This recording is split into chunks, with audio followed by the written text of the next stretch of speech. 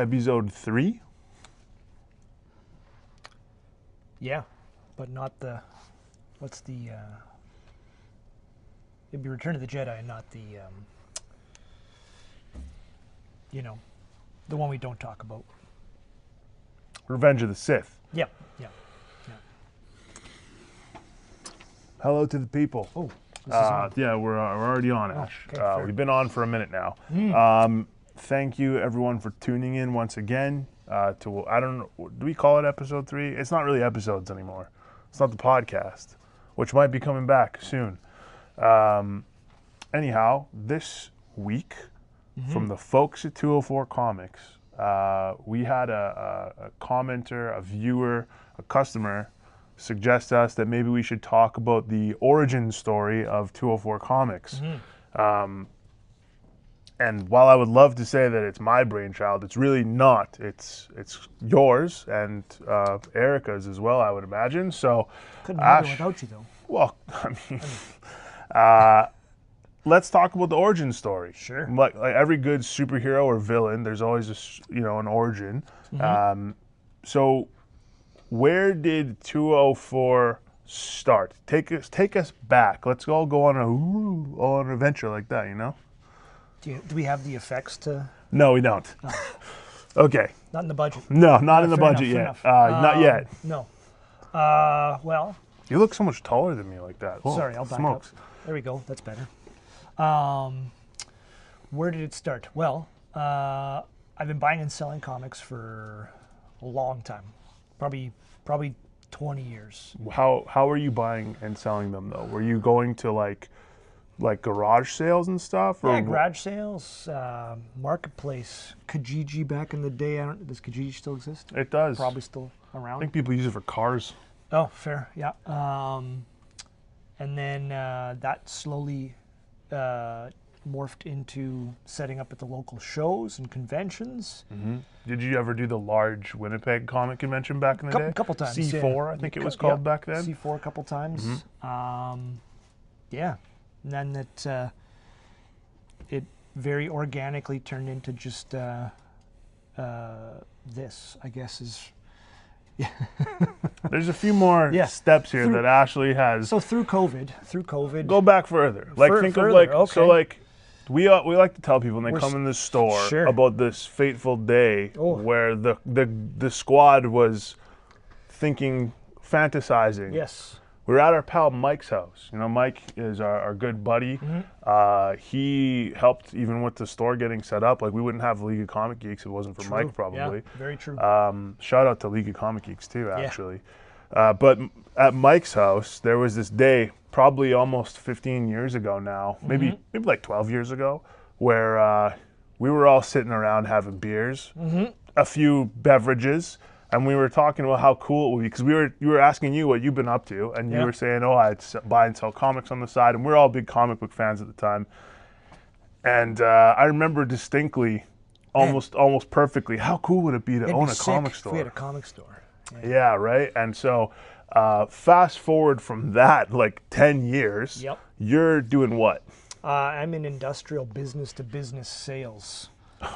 That is dry. Dry. Yeah. Real dry. Yeah. Yeah. You, what was, so it was like an office job or? No, I'd drive around to truck stops in the middle of nowhere. Like factories and manufacturing facilities and. What kind of stuff were you selling? Like anything a shop would use. Tools and chemicals to nuts and bolts to machinery. Large pails of windshield washer fluid. Sure, yeah, even those, for truck stops in the middle of nowhere. Yeah. Perfect. And then that was slowly grinding away at me, and with the pandemic too, right? Like sure. your life changed a lot. Everyone's lives did, sure, of course. But for you, as I understand, and correct me if I'm wrong, but your day started to become like there was a period in the pandemic where you weren't really allowed to leave your house pretty much. So you were just kind of sitting at home playing video games, collecting a paycheck. Yep. Which I mean, great. Obviously you worked too, but we all did. Yeah. But did your workload change? Is that kind of what broke the camel's back there for you? Yeah, we one of the other reps who was dealing with Western Manitoba. That's here in Canada. Sorry, for the folks at home that might not be from here. The American half of the company decided that downsizing was a good option, and as they all inevitably did. They cut his job, Sure. and I took over the territory, which caused me. I mean, it was an increase in paycheck, Sure. but it was I was away from home a lot. Yeah. So this is after kind of the beginning stages of the pandemic. Yeah. Is a little bit into it, Yeah. right? And so that was a grind on you. Oh, yeah. And Grind on me, grind on the family, grind Sure. on just life. Yeah, and, at about the same time, you know, everybody else is sitting at home doing the same thing, and comics started to just explode again. And you know, the Facebook auctions I was doing and that kind of stuff got to a point where the money was good enough where we essentially just, I figured I couldn't carry on anymore with the day job, had to change something, and here we are. yeah, I remember you telling Mike and I, you were like, guys, I'm gonna do it. I'm gonna quit my job and I'm gonna open up a comic shop. And I was like, dude, give me the word and I will drop what I am doing and I will come work with you. Just say the word. And it took you, was it like 3 months or something after the store 3 opened? months, yeah. And then you were like, hey man, I could use the extra hand. So I just was like, peace to my job. I was in the tech industry at the time, quite miserable as well. The corporate life was not for me, and a lot of office politics and things at that time that were grinding on me, as I'm sure you probably had to deal with a lot of Yep. too. And even Erica, when she was back at her job there, she had a hard time with, from what I understand, with a lot of that stuff going on. Sure. So Yep. anyway, so that's kind of what led to the store opening, and it's been almost 5 years, right? Yeah, be 5, almost to the day. It'll be 5 years in 2 months. Yeah, April 1st is the 5-year celebration. We'll talk more about that on another show. As we get closer. But yeah, that's it. That's the origin story, so to speak, of the shop. Now, of course, we kind of have gotten into the swing of wanting to do a little show and tell here on the show for the people at home. The Ninja Turtles were quite... Sure. There's a lot of excitement. Many people who watch those videos were talking to us about the Ninja Turtles books and had a lot to say about them. So we thought some other great stuff came into the shop over the last week, hilariously. So, Yeah. Ash, you want to show the people some of the things that Sure. came in? Yeah, and just keep in mind, like, it's going to be backwards, but I'll fix it in Sure. post, you know. We'll we're gonna pause from the Leo collection for a week here. Yeah, we're Although making this space stuff was for more also stuff. in the Leo collection. Like, Not some of it, yeah. some of it, yeah. But anyway, I wanted to talk about some amazing Spider-Man comics that we got in. Specifically, there's a run from issue 119 to 129. I think it's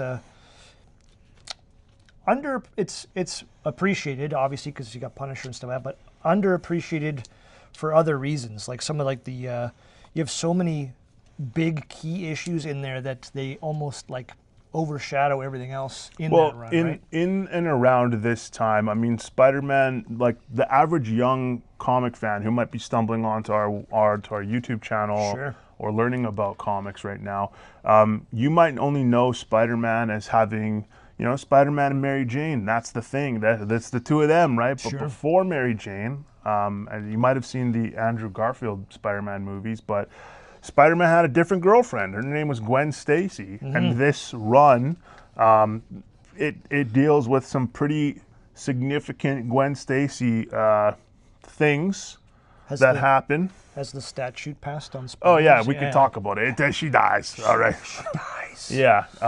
The way she dies is actually quite tragic, though. Sure. Spider-Man tries to save her and accidentally kills her in the process, even though, truthfully, she's in that situation because the Green Goblin, not a cool guy. But anyway, yeah, we'll do a quick little just kind of a little show here. The other underappreciated ones here, like the 119 and the 120 in particular. Some just Good Hulk covers. some great fights with Hulk, and then obviously, yeah, you have the death of Gwen Stacy. Real nice copy. Spidey gets some revenge though because Green Goblin dies, Yeah, in that one. Those were air quotes. Those were air quotes. Yeah, there was a book in the way. And then, yeah, next issue he fights Luke Cage. And 124, 125, we have the first appearances of Man-Wolf, which is J. Jonah Jameson's son. Yeah. And then, the Kangaroo makes a little casual comeback in 126. Which, like, you go from, like, the Hulk, Green Goblin, sure, Luke Cage, and then the Kangaroo. I mean, really, you gotta bring them back down to... The pendulum has to swing both ways. You gotta go back, the other way, yeah. And then, some classic Vulture action. More Vulture. For 127, 128, Yeah. and then, of course, the pièce de résistance. French people are not going to be happy about that one.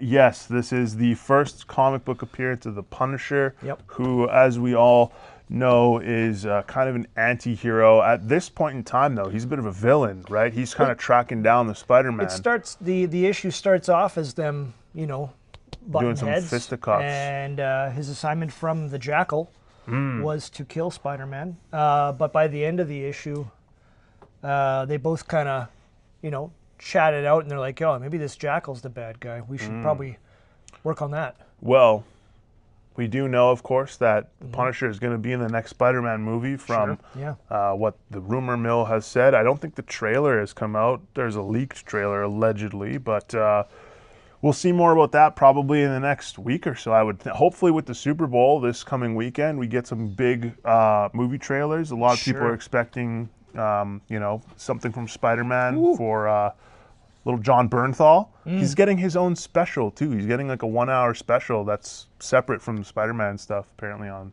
Disney Plus. Yeah, just a quick couple last things here. There was a few questions from the last episode. Housekeeping, we'll call it? Yeah, housekeeping that we wanted to talk about. We were talking about bagging and boarding on the last episode here. There was I realized after we finished recording it, we forgot to address something there. So what was that? Well, one of the questions in the comment was, how often should you change your bags and boards? Oh, sure. So this is relevant. This is kind of everyone's going to tell you a different answer, but for us, what do we say? Like 10 years, 10? Depends what you're using. Like we'll shut them out with our Comic Pro line bags. Like I try to do my stuff 8 to 10 years.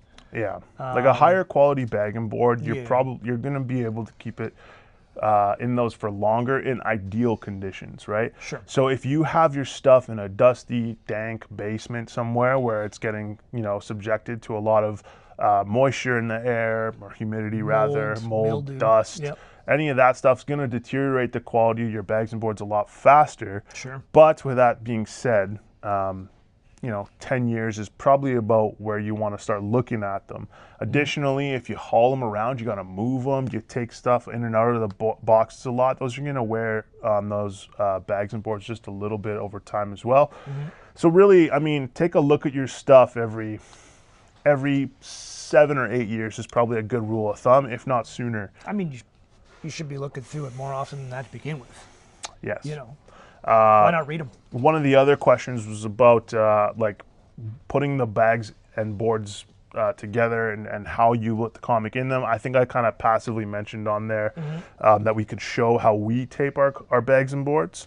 So with the simplest way, I'm going to put your grade on the back of this. Sure. I hope you don't mind. It's hard to see in this, but you can see we use 2 pieces of diagonal tape typically for some stuff. Sometimes it's straighter, sometimes not. But point being, we use 2 pieces of clear Scotch tape, magic tape I think it's called. That just makes it so there's no flap. And we have a lot of customers who come in and look through the bins and lift the books out and stuff. And the flap gets a little annoying, gets a little unruly. So we want to... have 2 pieces of tape to prevent the flaps from going up. So a lot of people get by with just 1 piece of tape. Yeah. And then what's the reason for the angle? Well, the angle is intended to ensure that when you are opening the bag and board, you're not tearing the tape. Right. Sometimes you might be a lefty and you might cause problems doing this for other people who are right-handed, as I've come to discover very recently. But...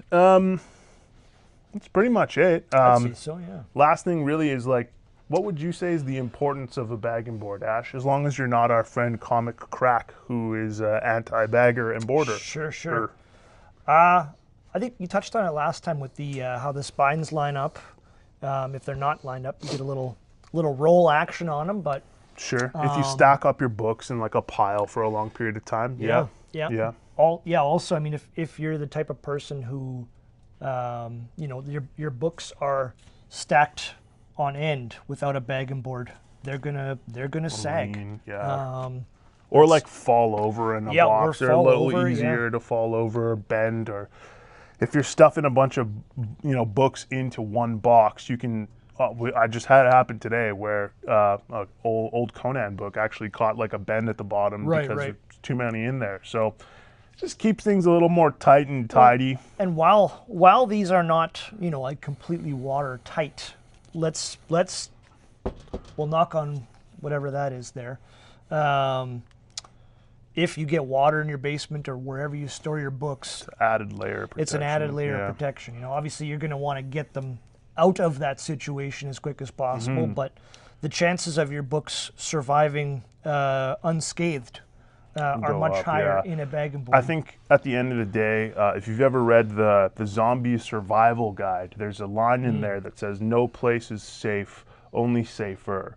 And when it comes to comic books, there is truly no way to prevent them from deteriorating. I mean, it's paper. Time is going to eliminate it at some point or another. But you can take steps to prevent that damage from occurring on your comics, and having them in a bagging board is probably the first and best line of defense and easiest line of defense. Sealing them in graded slabs and stuff, we could talk about that more later, but anyway, this is now a 17 and change minute episode here, Ash, so hope that's good for the people, and if you want us to chat about anything else, feel free to leave a comment. I looked at the stats again.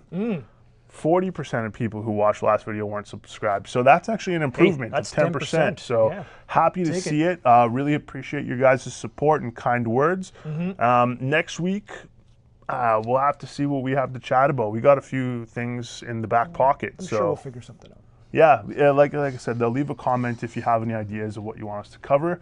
And we'll see you folks hopefully next Wednesday. All right, take care, everyone.